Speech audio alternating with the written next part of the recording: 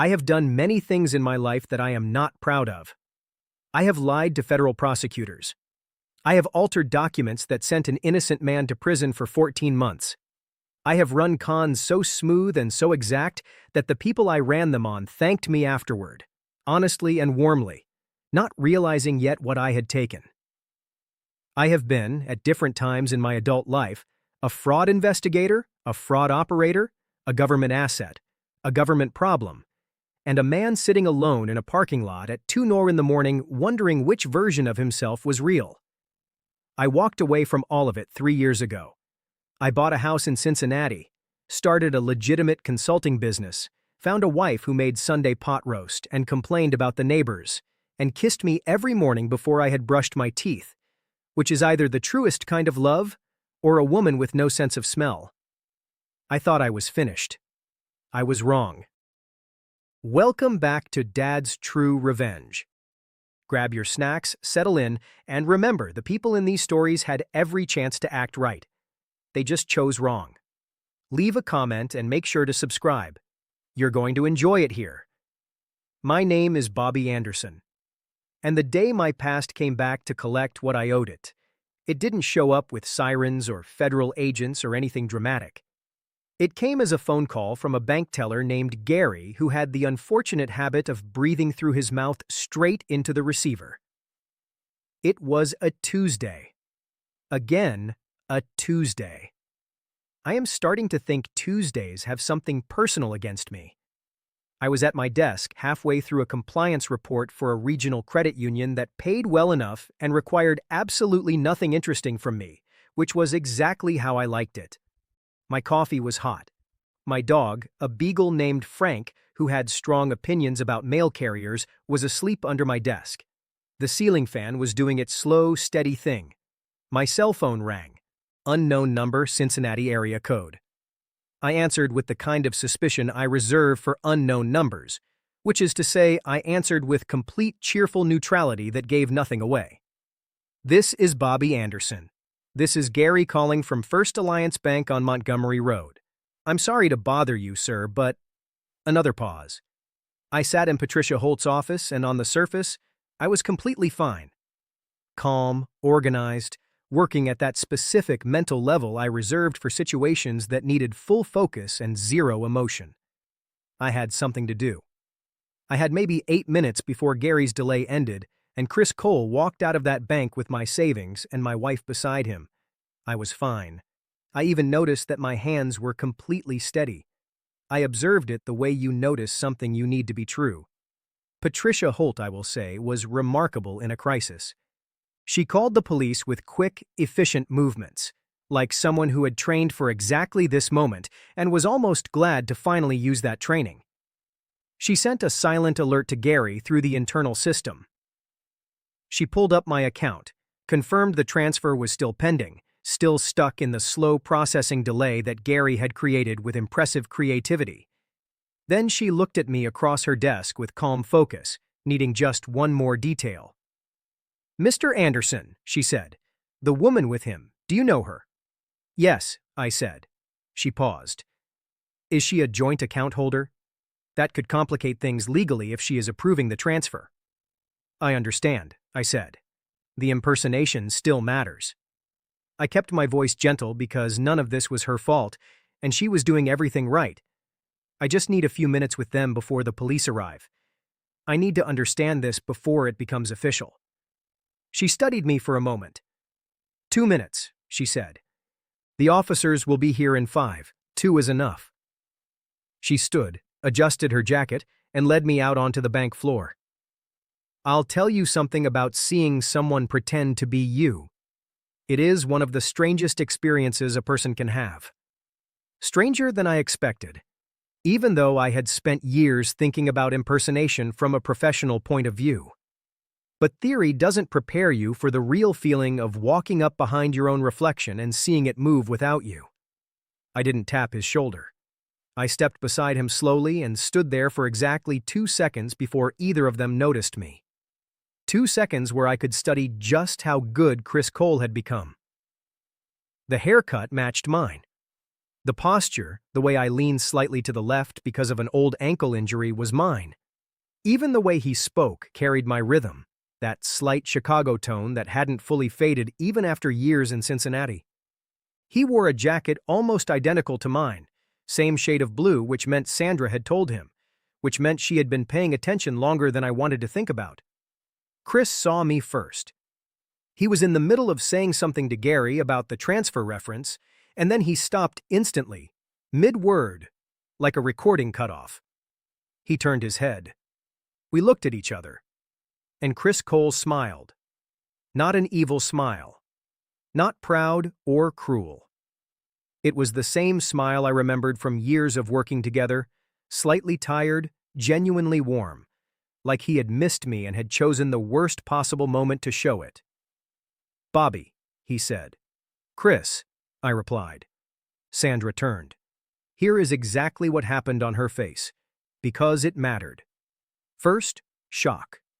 Real shock, the kind that changes your expression before you can control it. Then something close to relief, very quick, almost invisible, but I saw it because I had spent years learning every small change in her expressions. Then fear, not fear of me, something deeper, more complex. The fear of two worlds suddenly meeting. "Bobby," she began. "Don't," I said, not harshly. "Just not yet." I looked at Chris. "Outside," I said. "Both of you now." Chris glanced at Gary. Gary, to his credit, was staring straight ahead at a point above all of us, completely neutral, like he had decided whatever was happening here was far beyond his responsibility. Chris straightened, adjusted his jacket, that same jacket style, the same color, and started to speak. The transfer. "Chris," I said his name the same way I used to when he was about to do something I had already predicted. The same tone. He heard it the same way he always had. He stopped. He stepped away from the counter. We stood outside on the sidewalk in the cold November air. The three of us arranged in that specific way people stand when everyone knows something that hasn't been said yet. Sandra had her arms crossed, not defensively. I knew that posture. That was her trying to hold herself together physically, keeping control by containing herself. She was looking down at the ground. Chris was looking at me, like someone who had prepared for several versions of this conversation and was waiting to see which one this would be. I looked at him for a long moment. "Tilly Webb," I said. Something shifted across Chris's face, gone almost instantly. But I caught it. The same thing I noticed in my own reflection for months after I left Chicago. That exact look tied to a name you train yourself not to react to, and yet you still react anyway. "Bobby, he got out 14 months ago," I said. "I know his release date. I know where he is now. I know he went back to school studying accounting, which feels either ironic or completely logical depending on how you think about it. I know he has a daughter now. I know he missed the first 3 years of her life." I paused. I know that because I checked every 6 months. Because knowing doesn't fix anything, but not knowing is worse. Chris stayed quiet. "How long have you known about Sandra?" I asked. There was a pause. 2 years, he said. I took that in. 2 years. Sandra and I had been married for 3, which meant that somewhere in the first year of my carefully built ordinary life in Cincinnati, the consulting work, the Beagle, the color-coded spreadsheet, Chris Cole had found me, studied me, and figured out the exact way to hurt me most efficiently. And then he waited a full year before using it. That was the Chris I knew. Patient, precise, always building things step by step, never rushing to the end when the process itself could be shaped to serve the result. "How?" I asked. Not accusing, just honestly curious, the same way I had always been curious about skillful work, even when that work was being used against me. Chris almost smiled. "You always order the same bourbon," he said. "Same brand, same glass, neat. In Chicago, in Cincinnati, you walk into a bar 3 weeks after moving, order your drink, and the bartender remembers you the next time because you tip well, and you're the only one ordering that specific label." He paused. It took me about a month from there. I thought about Sandra, About the bar where we met on a Tuesday evening, which I now realized was a detail I should have looked at more closely. About how she had been sitting 2 seats away and had commented on my drink with a level of detail I had found charming at the time. Charming. She approached you, I said to Chris. Chris didn't respond. I turned to Sandra. She was looking at me now, her arms still crossed, her face showing something I had never seen before. In 3 years of learning her expressions, I had never seen this one. And the reason was simple. It was the one she had always kept hidden from me. He contacted me first, she said. Her voice was steady, quiet. 2 years ago. He told me who you were, what you had done. She took a breath. What you did to Tilly Webb. I stood there with that. And I said, and I didn't believe him. She looked straight at me. So I checked. How much did you find? I asked. Enough, she said simply. The word enough landed with a very specific weight, the kind of word someone chooses carefully over a long time. Not everything. Not all of it. Just enough. Which meant she had found what she needed and stopped before finding what she couldn't live with. That was its own kind of answer. Why didn't you leave? I asked. She stayed quiet for a moment. Because I wanted to understand it first, she said. Who you were before. Whether the man I married was real or... She stopped. Chris said the money would go to Tilly, that it was restitution, that you had taken exactly $240,000 from the operation. He had records, and that sending it back was the only way to... I said her name the way Ryan Harrove said Rachel's name, and the way James Harrove said his son's name. Quiet, exact, not angry, but with the full weight of needing her to stop and really hear me. The money was never going to Tilly Webb.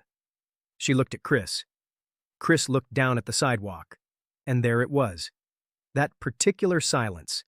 The silence of a person realizing they have been the most important tool in someone else's plan, and the last one to understand it. The account it was being wired to, I said to Chris. Where does it actually go? He said nothing. Cayman, I said. Luxembourg. Chris, I built the same systems you did. I understand the structure. Panama, he said quietly. Sandra made a small sound. The Tilly Webb story was the key, I said. Not to Chris, but to Sandra. To her directly because she needed to hear this from me, standing outside a bank in Cincinnati with 2 minutes left before the police arrived. He knew that was the thing that would reach you. He knew because he helped me do it. He knows exactly what it cost me. He's been holding on to it for 3 years, Sandra.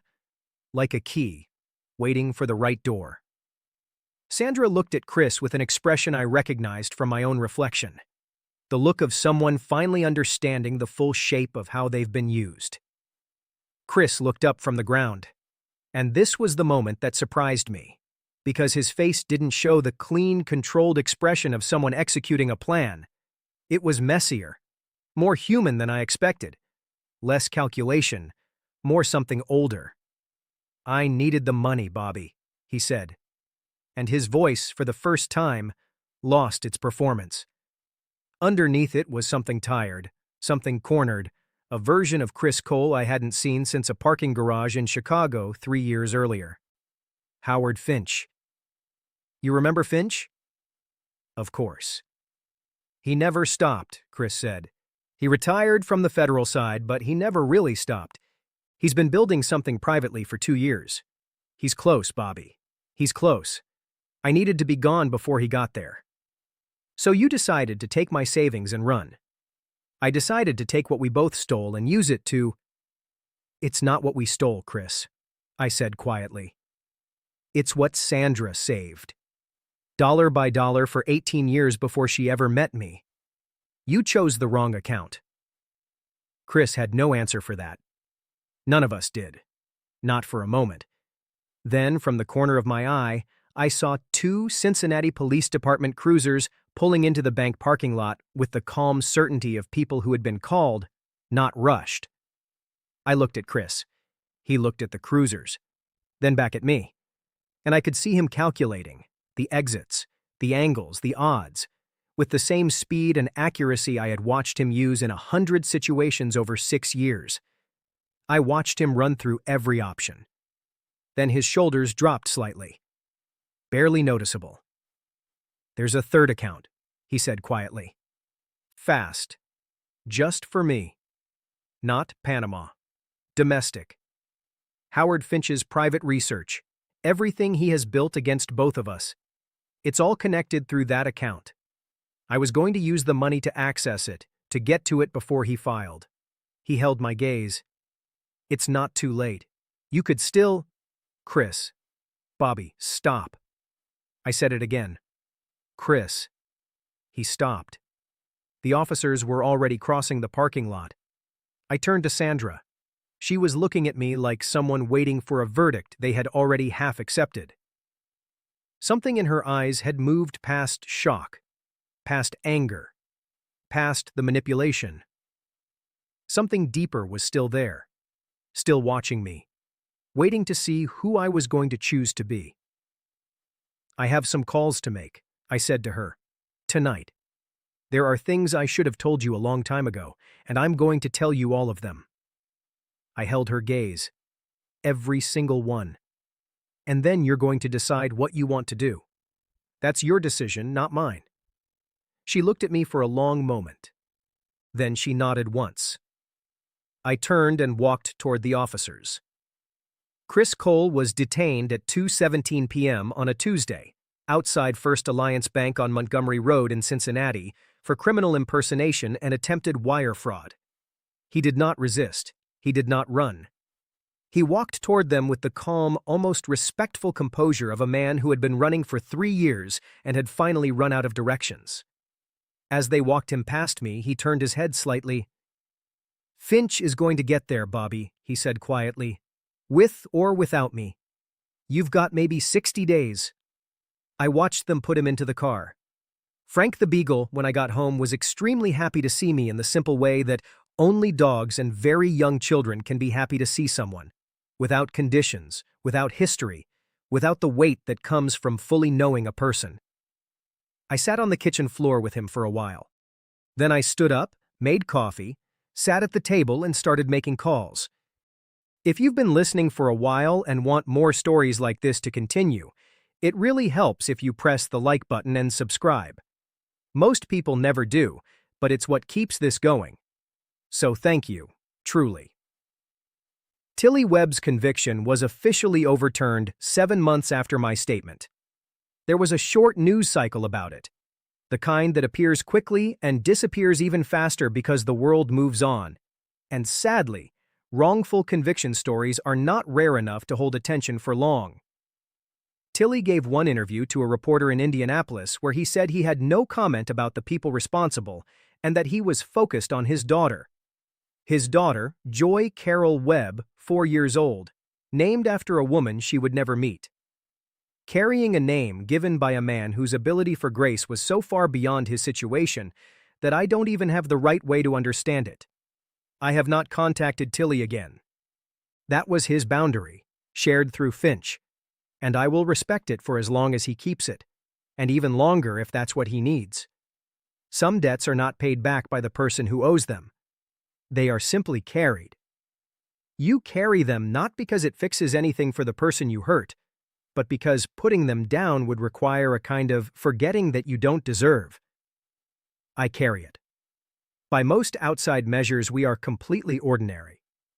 But by every measure that actually matters, we are more honest with each other than we have ever been. Because there is nothing left to hide. I told her everything. Every version of myself, every decision, every calculation. I gave it all to her, and she held it and made her choice. She stayed. Not because the past was okay. It wasn't. Not because I deserved it. I didn't. She stayed because she chose, with full understanding and clear eyes, and with the complete independence of someone who knows exactly who she is, that the man sitting at the kitchen table making calls late at night was someone she wanted to know. That difference means more to me than I can explain. I think about Chris Cole sometimes. Not with anger, but with something more complicated.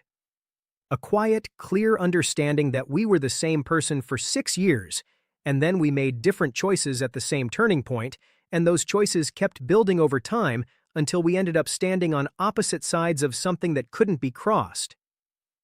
He was brilliant. At his best, he was the best partner I ever had, and he used every ability he had in service of a fear he never once faced directly.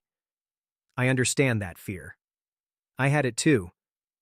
The difference, I think, was Sandra sitting at that kitchen table. It was Howard Finch driving from Chicago on his own time. It was Tilly Webb naming his daughter after my mother, which is such a powerful act of humanity that I will spend the rest of my life trying to be worthy of it, even though I know I will never fully reach that point. The difference was having people who made doing the right thing feel possible, not just correct. Frank died the following spring. I mention this not for drama, but because he deserves to be part of the record. 13 years old, passed quietly in his sleep on the kitchen floor, surrounded by the same linoleum, the same ceiling fan, and the same feeling of having lived exactly the life he was meant to live. We got another beagle 3 months later. Sandra named her Tuesday. I told Sandra that Tuesdays had a complicated history for me. Sandra said that was exactly the reason to choose that name. I looked at this woman, at the very specific and irreplaceable way she exists, and I thought about all the different versions of this story that could have happened. The version where I never answered Gary's call. The version where I ran when the police showed up. The version where I took Chris's 60-day warning and used it the way the old version of me would have, to disappear. Then I looked at Tuesday the Beagle, who already had the same strong opinions about mail carriers as Frank did, and was already becoming the dominant personality in our house.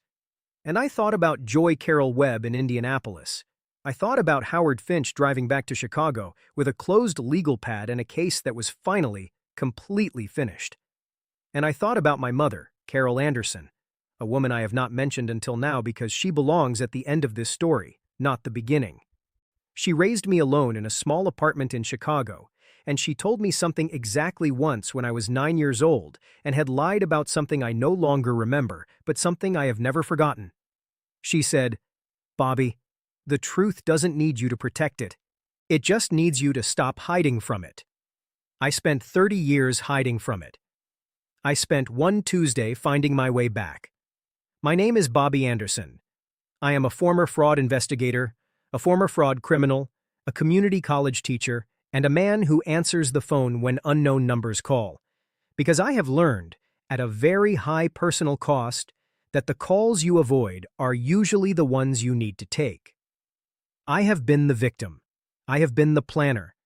I have been, on my best day, the man who picked up the phone and told the truth to everyone who needed to hear it. That last one is the version of me I am working every day to become again. That is the whole story, except for Tuesday the Beagle, who right now is probably eating something she definitely shouldn't be. And that story never really ends.